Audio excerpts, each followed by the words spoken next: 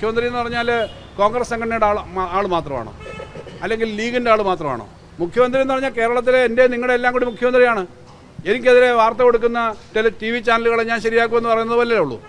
T V ചാനലുകൾ സ്വതന്ത്രമായ അഭിപ്രായം പറയും, പത്രങ്ങൾ സ്വതന്ത്രമായ അഭിപ്രായം എഴുതും. ഞാൻ ഇനിയും ഇങ്ങനെ ശരിയാക്കും, എല്ലാവരെയും ഓർത്തു വെച്ചിട്ടുണ്ടെന്ന് പറയാൻ പറ്റുന്ന വാക്ക് മുഖ്യമന്ത്രി പറയാൻ കൊള്ളുന്നതാണോ? കോൺഗ്രസ് സംഘടനയുടെ ആളുകളും കോൺഗ്രസ് പ്രവർത്തകരും പോലും പറയുന്നുണ്ടല്ലോ ഒരു മുഖ്യമന്ത്രി ഇങ്ങനെ പറയാൻ പാടില്ല എന്ന്. അപ്പോൾ അങ്ങനെ രാഷ്ട്രീയം ഇതിനകത്ത് ഏത് കാര്യത്തിനും രാഷ്ട്രീയം കാണലാണോ വേണ്ടത്? അതിനകത്ത് അദ്ദേഹം ഈ കാര്യങ്ങൾക്ക് എന്താണ് അദ്ദേഹത്തിന് പറ്റിയെന്ന് എനിക്ക് മനസ്സിലാവുന്നില്ല. ഒരു നല്ല സിസ്റ്റം ഉണ്ടായിരുന്ന, വർഷങ്ങൾ വഴി നമ്മൾ ശരിയാക്കിയെടുത്തൊരു സിസ്റ്റം ഉണ്ടായിരുന്നത് ഇല്ലാതാക്കരുത്. ഇതിൻ്റെ അർത്ഥം ഇതിന് ഫലമായിട്ട് വരുന്നത് എന്താ? ഇത് കറക്റ്റ് ചെയ്യാനായിട്ട് പോവും. 5-6 മാസക്കാലം ബാങ്ക് അക്കൗണ്ട് എടുക്കുന്നത് നോക്കിയൊക്കെ ഈ പാവങ്ങൾ പോയി ബാങ്ക് അക്കൗണ്ട് എടുക്കാത്ത സമയത്ത് അവർക്ക് പെൻഷൻ കിട്ടത്തില്ല എന്ന് പറഞ്ഞാൽ ഒരു 3-4 മാസം അല്ലെങ്കിൽ 1 വർഷമൊക്കെ ഇവർ പോയി പെൻഷന് പേപ്പർ ശരിയാക്കിയില്ല, പെൻഷൻ ഇല്ല. അപ്പോൾ ഇത്രയും പേരുടെ പെൻഷൻ കൊടുക്കാതിരിക്കാനുള്ളൊരു മാർഗ്ഗമായിട്ട് അത് സ്വീകരിക്കും. കേരള സർക്കാരിൻ്റെ ക്ഷേമ പെൻഷൻ തടസ്സപ്പെടുത്തുന്ന പുതിയ ഓർഡർ കേരളത്തിലെ ലക്ഷക്കണക്കിന് ക്ഷേമ പെൻഷൻ മേടിക്കുന്ന സാധാരണക്കാരുടെ ജീവിതത്തെ ബാധിക്കുന്നതാണ്. അപ്പോൾ അതുകൊണ്ട് അടിയന്തരമായി അത് തിരുത്തണമെന്ന് ഞങ്ങൾ അഭ്യർത്ഥിക്കുകയാണ്. കേരളത്തിൽ 62 ലക്ഷം പേരാണ് ക്ഷേമ പെൻഷൻ്റെ പൊതുവായ നമ്മുടെ ലിസ്റ്റുള്ളത്. ആ 62 ലക്ഷം പേര് ക്ഷേമ പെൻഷൻ, പല ഇനത്തിലുള്ള ക്ഷേമ പെൻഷനുകൾ മേടിക്കുന്നതിൽ 25 ലക്ഷത്തിലധികം ആളുകൾ ബാങ്ക് വഴിയുള്ള ഡയറക്റ്റ് ബാങ്ക് ട്രാൻസ്ഫർ ഓപ്റ്റ് ചെയ്തതാണ്. പകുതിയോളം ആളുകൾ ബാങ്കിലെ ട്രാൻസ്ഫർ ഓപ്റ്റ് ചെയ്തവരാണ്. അവരുടെ തന്നെ അഭിപ്രായം സ്വീകരിച്ച് അതുവഴി അവർ കൊടുക്കുന്നതാണ്. ബാക്കിയുള്ള ആളുകൾ നേരിട്ട് ഈ ക്ഷേമ പെൻഷൻ വീടുകളിൽ കൊണ്ടെത്തിച്ച് മേടിക്കുന്നവരാണ്. അതിനകത്ത് കിടപ്പ് രോഗികൾക്ക് മാത്രമേ ഇപ്പോൾ കൊടുക്കൂ എന്ന് പറഞ്ഞാൽ മഹാഭൂരിപക്ഷം ക്ഷേമ പെൻഷൻ മേടിക്കുന്ന വളരെ സാധാരണക്കാരായ പ്രായമുള്ള ബാങ്കുകളിലേക്കൊന്നും പോയി ഇത് കളക്ട് ചെയ്യാൻ പറ്റാത്ത ആളുകളെ ബാധിക്കും. അപ്പോൾ ഇതുവഴി ഗവൺമെൻറ് ഉദ്ദേശിക്കുന്നത് ഇവർക്ക് കൊടുക്കാതിരിക്കുമ്പോൾ, അല്ലെങ്കിൽ ഇവരെല്ലാം ബാങ്കിലേക്കുള്ള അക്കൗണ്ടൊക്കെ ആയി വരണമെന്ന് പറഞ്ഞു കഴിഞ്ഞാൽ അടുത്ത കുറേ മാസക്കാലത്തേക്ക് ഈ ക്ഷേമ പെൻഷൻ ആകെ തടസ്സപ്പെടും. ഇപ്പോഴേ നിർത്തും, കുറച്ച് കാലത്തേക്ക് തടസ്സപ്പെടും. ക്ഷേമ പെൻഷൻ പിന്നെ കിട്ടാതെ കുറേ ആളുകൾക്ക് പോകും. അപ്പോൾ അതുകൊണ്ട് തന്നെ ഈ ക്ഷേമ പെൻഷന് തടസ്സം ഉണ്ടാക്കാൻ വേണ്ടി മാത്രമേ ഈ ഉത്തരവ് സഹായകരമാവത്തുള്ളൂ. നേരത്തെ പോസ്റ്റ് ഓഫീസ് വഴി നടത്താനൊരു ശ്രമം നടത്തിയിരുന്നു. കൃത്യമായ ആളുകൾക്ക് കിട്ടാത്തത് കൊണ്ടാണ് ഈ സഹകരണ ബാങ്ക് വഴി കൊടുക്കാനായിട്ട് തീരുമാനിച്ചത്. എല്ലാ മേഖലയിലും സഹകരണ ബാങ്കുകൾ വഴി ഓപ്റ്റ് ചെയ്ത് കുറച്ച് ആളുകൾ മേടിക്കുന്നുണ്ട്. ഗവൺമെൻറ് ഇപ്പോൾ പറഞ്ഞേക്കുന്ന 2-3 കാര്യങ്ങൾ. ഒന്ന്, ഈ കേന്ദ്ര ഗവൺമെൻറ് വഴിയുള്ള DBT വഴിയുള്ള ട്രാൻസ്ഫറെ കേന്ദ്ര ഗവൺമെൻറ് അനുവദിക്കത്തുള്ളൂ. അതുകൊണ്ട് എല്ലാം ബാങ്ക് വഴി കണക്ട് ചെയ്തില്ലെങ്കിൽ നടക്കില്ല എന്നുള്ള കാര്യം പറഞ്ഞു. യഥാർത്ഥത്തിൽ കേരളത്തിലെ കേന്ദ്ര ഗവൺമെൻറ്റിൻ്റെ നിന്ന് കിട്ടുന്ന പെൻഷൻകാർ ആകെ ചെറിയൊരു ശതമാനമേ ഉള്ളൂ. ചെറിയ തുകയാണ്. നമ്മൾ പിന്നെ 8 ലക്ഷത്തി ചില്ലാനം ആളുകൾക്ക് മാത്രമാണ് സെൻട്രൽ ഗവൺമെൻറ് ഏതെങ്കിലും ഒരു പെൻഷൻ കിട്ടുന്നത്. അതൊരു 300 രൂപ മുതൽ 500 വരെ, ആകെ ചെറിയൊരു ശതമാനമേ ഉള്ളൂ. അവരുടെ മുഴുവനും നമ്മൾ DBT ആക്കിയിട്ടുണ്ട് നേരത്തെ. പലതവണ ഞങ്ങൾ അന്ന് ഗവൺമെൻറ്റുള്ള സമയത്ത് യോഗം ചേർന്ന് അവരുടെ എല്ലാം നേരിട്ട് ബാങ്ക് ട്രാൻസ്ഫർ എന്ന നിലയിലേക്ക് വന്നിട്ടുണ്ട്. ആധാർ ലിങ്ക് ചെയ്തതാണ് മിക്കവാറും എല്ലാ ക്ഷേമ പെൻഷനും. ആധാർ ലിങ്ക് ചെയ്യുന്നതിന് നേരത്തെ തീരുമാനം എടുത്തിട്ടുണ്ട്. ഇടയ്ക്കിടയ്ക്ക് ഓരോ വർഷവും ഇത് പുതുക്കുന്നതിന് വേണ്ടി തീരുമാനം എടുത്തിട്ടുണ്ട്. അതുകൊണ്ട് ആ കാര്യങ്ങളെല്ലാം നേരത്തെ നടപ്പിലായതാണ്. ഇപ്പോൾ കേന്ദ്ര ഗവൺമെൻറ്റിൻ്റെ കയ്യിൽ നിന്ന് കിട്ടുന്ന പണത്തിന് യാതൊരു തടസ്സവും വരില്ല. ബാങ്കുകളുമായിട്ടുള്ള റീകൺസിലിയേഷൻ കൃത്യമായിട്ട് നടത്താവുന്നതാണ്. യഥാർത്ഥ പ്രശ്നം ഏറ്റവും പ്രായമുള്ളവരും സാധാരണക്കാരും, പുറത്തേക്ക് കിടപ്പ് രോഗികളൊന്നും അല്ല, പക്ഷേ പുറത്തേക്ക് ബാങ്കിൽ പോയി കാര്യങ്ങൾ മേടിക്കാൻ പറ്റാത്ത ആളുകളുമായിട്ടുള്ളവർക്ക് ഇനി ഇതെല്ലാം ആയി വരുന്നതിന് വലിയ ബുദ്ധിമുട്ട് വരും. അപ്പോൾ ഇത് പതുക്കെ ഈ ക്ഷേമ പെൻഷൻ എന്ന് പറയുന്ന സമ്പ്രദായം ദുർബലപ്പെടുത്താനും ഇല്ലാതാക്കാനുള്ള ശ്രമത്തിൻ്റെ ഭാഗമാണ്. ഇവിടെ ഒരു കാര്യം ശ്രദ്ധിക്കുന്നത് നന്നാവും. നേരത്തെ ഈ ഡയറക്റ്റ് ബാങ്ക് ട്രാൻസ്ഫർ സിസ്റ്റം കൊണ്ടുവന്നിരുന്നു ഗ്യാസ് സബ്സിഡിക്ക്. അന്ന് ഗ്യാസ് സബ്സിഡി കിട്ടുന്ന ആളുകൾക്ക് പിന്നെ പറഞ്ഞു ഈ സബ്സിഡി ഉള്ളവർക്കെല്ലാം ബാങ്ക് അക്കൗണ്ട് വഴി തരാം. അവസാനം 2-3 മാസം കൊടുത്തു, പിന്നെ ആ സബ്സിഡി ഇല്ല. ബാങ്ക് വഴി കിട്ടുമോ ഇല്ലയോ എന്നുള്ളത് പലപ്പോഴും അറിയാൻ പറ്റത്തില്ല. അങ്ങനെ ഇല്ലാതാക്കിയ പോലെ ഇവിടെ ചെയ്യാനാണ്. ഇത് തന്നെയാണ് സ്ത്രീകൾക്ക് കൊടുത്തിരുന്ന സ്ത്രീ സുരക്ഷാ ഫണ്ടിൻ്റെ കാര്യത്തിനകത്ത്, അതും തുടർന്ന് കൊടുക്കുന്നില്ല. അപ്പോൾ ഇതേപോലെ ക്ഷേമ പെൻഷൻ്റെ കാര്യത്തിൽ ഏറ്റവും പാവപ്പെട്ട ആളുകൾ, അവർക്കാണെങ്കിൽ ഈ കയ്യിൽ പണം കിട്ടിക്കഴിഞ്ഞാൽ അവരുടെ കയ്യിലെ ഒരു സ്വത്തായിട്ട് വെച്ച് അവരുടെ ആവശ്യത്തിന് ഉപയോഗിക്കാം, മരുന്ന് മേടിക്കാനോ ചെറിയ കാര്യങ്ങളൊക്കെ. ആരെങ്കിലും ഡിപ്പെൻഡ് ചെയ്ത് മേടിക്കേണ്ടി വരും അഥവാ അക്കൗണ്ടിലായി കഴിഞ്ഞാൽ. അപ്പോൾ വേറൊരാളെ ഏൽപ്പിച്ച് വിട്ടാൽ അവർ ഈ ബാങ്ക് അക്കൗണ്ട് കൊണ്ടുവന്ന് ഈ പ്രായമായ വളരെ ദുർബലരായ വിഭാഗമാണ് ഈ ഇത്രയും ഇത് കിട്ടുന്നത്. അവർക്ക് കയ്യിലേക്ക് പണം കിട്ടാതെ വരും. അതൊരു വലിയ അപകടകരമായ സ്ഥിതിയാണ്. ഇപ്പോഴും മണി ഓർഡർ പോലെയുള്ള കാര്യങ്ങൾ പെൻഷനകത്തുണ്ടല്ലോ. ഇപ്പോൾ മറ്റ് പെൻഷൻ മേടിക്കുന്നവർക്ക് സർവീസ് പെൻഷനകത്ത് മണി ഓർഡറൊക്കെ ഉണ്ടല്ലോ. എന്തുകൊണ്ടാണ് നേരിട്ട് ആ പണം കിട്ടുന്ന സംവിധാനമുള്ളത്? ആ സംവിധാനം അങ്ങനെയുള്ള ആളുകളെ സഹായിക്കാനാണ്.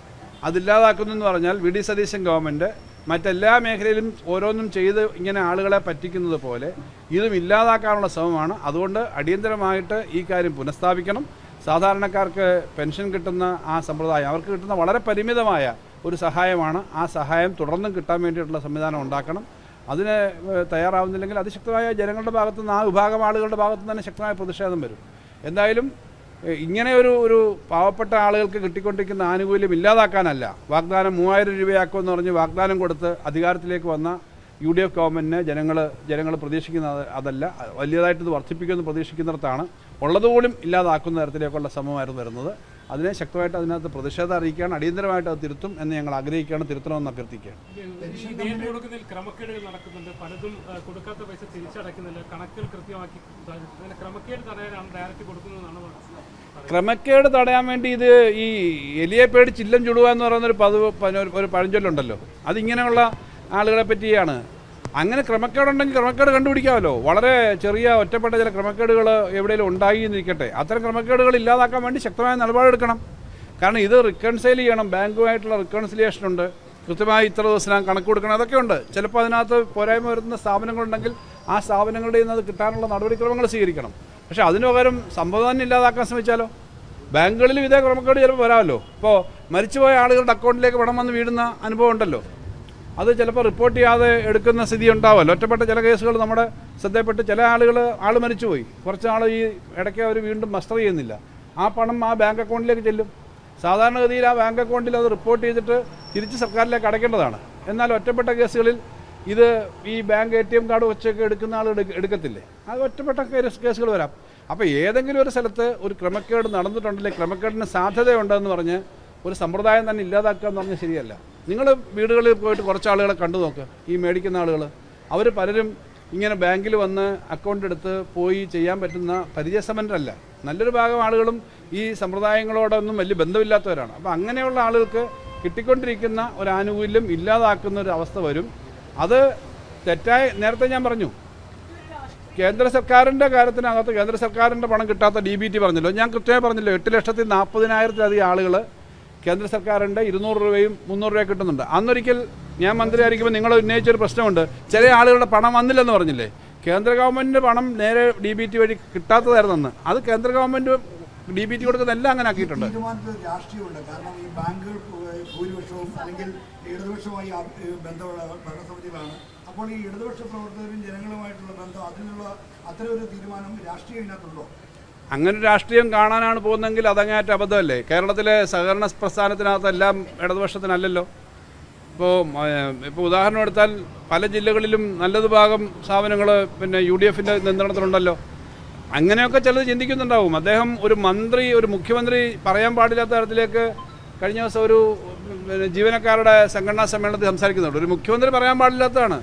ഇപ്പോൾ എല്ലാവരും ഇനിയും ശരിയാക്കും, ഇനിയും ട്രാൻസ്ഫർ ചെയ്യും. മുഖ്യമന്ത്രി എന്ന് പറഞ്ഞാൽ കോൺഗ്രസ് സംഘടനയുടെ ആൾ മാത്രമാണോ, അല്ലെങ്കിൽ ലീഗിൻ്റെ ആൾ മാത്രമാണോ? മുഖ്യമന്ത്രി എന്ന് പറഞ്ഞാൽ കേരളത്തിലെ നിങ്ങളുടെ എല്ലാം കൂടി മുഖ്യമന്ത്രിയാണ്. എനിക്കെതിരെ വാർത്ത കൊടുക്കുന്ന TV ചാനലുകളെ ഞാൻ ശരിയാക്കുമെന്ന് പറയുന്നത് പോലേ ഉള്ളൂ. TV ചാനലുകൾ സ്വതന്ത്രമായ അഭിപ്രായം പറയും, പത്രങ്ങൾ സ്വതന്ത്രമായ അഭിപ്രായം എഴുതും. ഞാൻ ഇനിയും ഇങ്ങനെ ശരിയാക്കും, എല്ലാവരെയും ഓർത്തു വെച്ചിട്ടുണ്ടെന്ന് പറയാൻ പറ്റുന്ന വാക്ക് മുഖ്യമന്ത്രി പറയാൻ കൊള്ളുന്നതാണോ? കോൺഗ്രസ് സംഘടനയുടെ ആളുകളും കോൺഗ്രസ് പ്രവർത്തകരും പോലും പറയുന്നുണ്ടല്ലോ ഒരു മുഖ്യമന്ത്രി ഇങ്ങനെ പറയാൻ പാടില്ല എന്ന്. അപ്പോൾ അങ്ങനെ രാഷ്ട്രീയം ഇതിനകത്ത് ഏത് കാര്യത്തിനും രാഷ്ട്രീയം കാണലാണോ വേണ്ടത്? അതിനകത്ത് അദ്ദേഹം ഈ കാര്യങ്ങൾക്ക് എന്താണ് അദ്ദേഹത്തിന് പറ്റിയെന്ന് എനിക്ക് മനസ്സിലാവുന്നില്ല. ഒരു നല്ല സിസ്റ്റം ഉണ്ടായിരുന്ന, വർഷങ്ങൾ വഴി നമ്മൾ ശരിയാക്കിയെടുത്തൊരു സിസ്റ്റം ഉണ്ടായിരുന്നത് ഇല്ലാതാക്കരുത്. ഇതിൻ്റെ അർത്ഥം, ഇതിന് ഫലമായിട്ട് വരുന്നത് എന്താ? ഇത് കറക്റ്റ് ചെയ്യാനായിട്ട് പോവും. 5-6 മാസക്കാലം ബാങ്ക് അക്കൗണ്ട് എടുക്കുന്നത് നോക്കിയൊക്കെ ഈ പാവങ്ങൾ പോയി ബാങ്ക് അക്കൗണ്ട് എടുക്കാത്ത സമയത്ത് അവർക്ക് പെൻഷൻ കിട്ടത്തില്ല എന്ന് പറഞ്ഞാൽ ഒരു 3-4 മാസം അല്ലെങ്കിൽ 1 വർഷമൊക്കെ ഇവർ പോയി പെൻഷന് പേപ്പർ ശരിയാക്കിയില്ല, പെൻഷൻ ഇല്ല. അപ്പോൾ ഇത്രയും പേരുടെ പെൻഷൻ കൊടുക്കാതിരിക്കാനുള്ളൊരു മാർഗ്ഗമായിട്ട് അത് സ്വീകരിക്കും. ഇപ്പോൾ തന്നെ ബാങ്ക് അക്കൗണ്ട് എടുക്കാവുന്ന ആളുകൾ 10-25 ലക്ഷം 30 ലക്ഷത്തോളം ആളുകൾ എടുത്തിട്ടുണ്ടെന്നല്ലേ കണക്കുകൾ. ഇനി എടുക്കാമല്ലോ. അത് അങ്ങനെ എടുക്കാവുന്നവർക്ക് എടുക്കാം. ബാക്കി ഇങ്ങനെ വീട്ടിൽ കൊടുക്കണമെന്നുള്ള ആളുകളുടെ മാത്രം ഓപ്ഷൻ വെച്ചല്ലേ ഇത് കൊടുക്കുന്നത്. അതിനകത്ത് ഇൻസെൻറ്റീവ് വലിയ തുക കൊടുക്കുന്നു എന്നൊരു കാര്യങ്ങൾ, വലിയ തുകയൊന്നുമല്ല, ഇൻസെൻറ്റീവ് കൊടുക്കുന്നുണ്ട്. ഇൻസെൻറ്റീവ് സാധാരണ കൊടുക്കാവുന്ന ഇൻസെൻറ്റീവ് കൊടുക്കുന്നുണ്ട്. അത് നേരത്തെ ഉണ്ടായിരുന്ന ഇൻസെൻറ്റീവ് കുറച്ചാണ് നിശ്ചയിച്ചിരിക്കുന്നത്. അത് ഇപ്പോൾ 2 മാസത്തെ ഒരുമിച്ച് കൊടുത്താലും ആ ഒരൊറ്റ ഇൻസെൻറ്റീവേ ഉള്ളൂ, ഒരു മാസത്തിനല്ല. ഇപ്പോൾ 2 മാസത്തെ 4,000 രൂപ ഒരുമിച്ച് കൊണ്ട് കൊടുക്കുകയാണെങ്കിൽ ഒരു പ്രാവശ്യം കൊടുക്കുന്നതിന് ഇൻസെൻറ്റീവാണ്. അപ്പോൾ അത് ഇല്ലാതാക്കാൻ ശ്രമിക്കാൻ പാടില്ല. ആളുകൾക്ക് കിട്ടുന്നൊരു വലിയ ആശ്വാസമാണ് ഈ ക്ഷേമ പെൻഷൻ. രാഷ്ട്രീയമൊന്നുമില്ല. ഇപ്പം കേരളത്തിൽ രാഷ്ട്രീയം നോക്കുകയാണെങ്കിൽ കിട്ടുന്ന ആളുകളുടെ കണക്ക് നോക്കിയാൽ ഇടതുപക്ഷക്കാരാണോ ഭൂരിപക്ഷം? അല്ല, ഇടതുപക്ഷക്കാരും എല്ലാവരും ഉണ്ടല്ലോ. ഇലക്ഷൻ വോട്ട് ചെയ്യുന്നത് ഈ ക്ഷേമ പെൻഷൻ കിട്ടുന്നതിൻ്റെ നോക്കി മാത്രമല്ലല്ലോ, എല്ലാ പാർട്ടിക്കും അവർ വോട്ട് ചെയ്യുന്നവരുണ്ടാവുമല്ലോ. അപ്പോൾ എല്ലാവരുടെയും കൂടിയാണ് എന്നുള്ളത് കാണാനായിട്ട് തയ്യാറാവണം. അതിനകത്ത് ആരെങ്കിലും എന്തെങ്കിലും തെറ്റായ ഉപദേശം കൊടുത്താൽ അത് സ്വീകരിക്കുന്ന ആളാണ് ശ്രീ വി.ഡി. സതീശൻ മുഖ്യമന്ത്രി എന്ന് ഞാൻ കരുതുന്നില്ല. അദ്ദേഹത്തിൻ്റെ തന്നെ സ്വന്തം ബുദ്ധിയിലാണ് ഇത് തോന്നുന്നതെങ്കിൽ അങ്ങേയറ്റം അപകടകരമാണെന്നേ പറയാനുള്ളൂ.